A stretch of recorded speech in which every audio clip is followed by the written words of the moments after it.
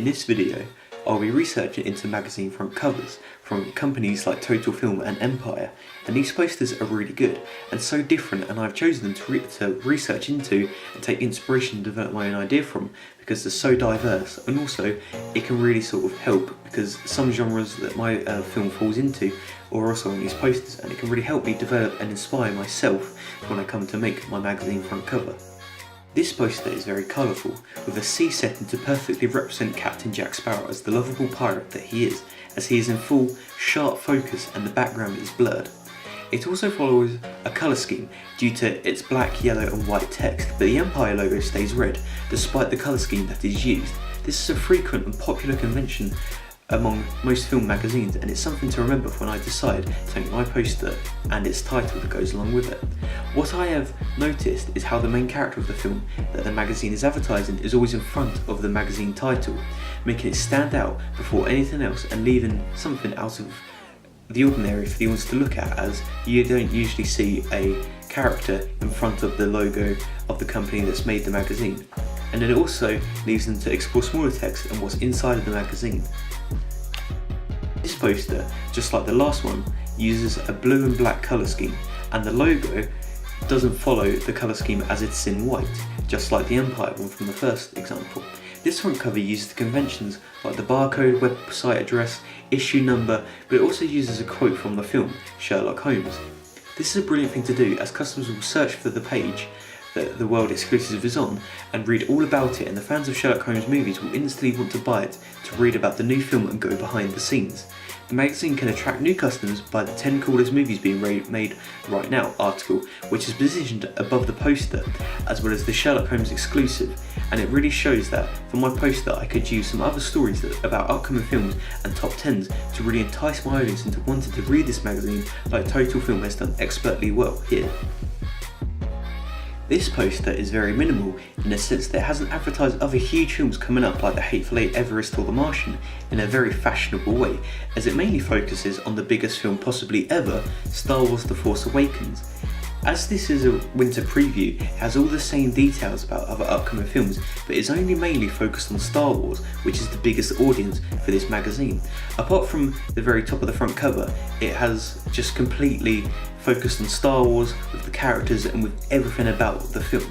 And this is a great way to add the fanfare around Star Wars and other films, but this poster has done it in a very minimal way, with the main image of the three villains, Kylo Ren, General Hux and Captain Phasma, all in shot looking very evil and dark, without any quotes or anything like that. So this poster has also followed a colour scheme of white, dark, red and at times black.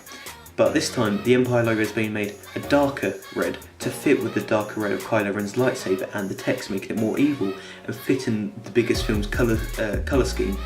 And also I really like how it's mainly focused on the villains, and also there's also another issue where it has all the heroes, so you can kind of get an essence of the good versus evil in this poster. And also fans will love it because it's so artistic and it just looks so nice, and it's more of a sort of poster than a magazine as such. But this doesn't take anything away from the magazine front cover, as it still has obviously got a lot of info in it, but it focuses around one film, and probably the best film of 2015. This poster, like the previous one, has used the main villain as the main selling point for the poster, as it's the biggest villain of the film, The Dark Knight, which was released in 2007, and Empire have definitely used the most fascinating criminal of 2007, with the Joker sat in front of the Empire logo looking insanely evil with the distorted, unconventional clown-like text, and the tagline is a cold-blooded, mass-murdering clown, which looks like it's been physically scratched into the poster, making it follow a Joker style as well as the same green and purple colour scheme, which makes his outfit stand out. This poster is very conventional and it's centralised around the Dark Knight, so for my poster I'll focus it around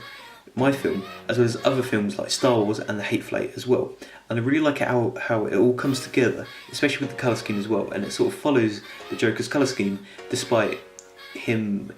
being such an odd character and not really the sort of colour scheme that you'd put together with a poster or a front cover as such. This poster is so great to advertise in Mad Max Fury Road, as well as advertising films like Spectre, Jurassic World and Ted 2, whilst also getting ready for upcoming films like Star Wars, with an article about 88 things that Empire have learnt about it. This is a great way to give film fans so many different tastes of the films throughout the year, from so many different genres, as you get the typical action film in Mad Max, the family film Jurassic World, and the anticipation for Star Wars, as well as comedies like Ted 2. I also love how Mad Max is standing out as the main focus of the magazine despite other hugely anticipated films being advertised, and this film is really the film of the moment at this point. And the colour scheme for the text, the red and white, makes the sand-covered Tom Hardy stand out and advertise the reboot of the popular Mad Max franchise so well, and it doesn't take anything away from Mad Max, or especially show it in a light where this is the film of now, but there's going to be better things coming like Star Wars and The Hateful Eight. It really sort of shows it as this is the ultimate film at the moment, and it's as good as all of these other films despite the fanfare around them and it being largely dwarfing that of Mad Max. All of these front covers use colour schemes of their choice, and that follows the character's clothing or film's colour scheme, but the company's logo does not change, and I know that I must use a barcode, my own company name, and issue number on my website, and I can also include social media icons to help promote my company. I must also include other articles about other films and top 10s that might also interest my audience, as this will help to promote films like The Good Dinosaur, Star Wars, and The Hateful Eight, so it can bring it to a different audience, and also maybe things that will interest the audience, like the top 10 upcoming films of 2016, so it's sort of thinking ahead as such. As there is a lot more information packed into a magazine front cover compared to a poster, so I must follow more codes and conventions and also develop them and challenge them at the same time. So thank you for watching this video about magazine front cover research.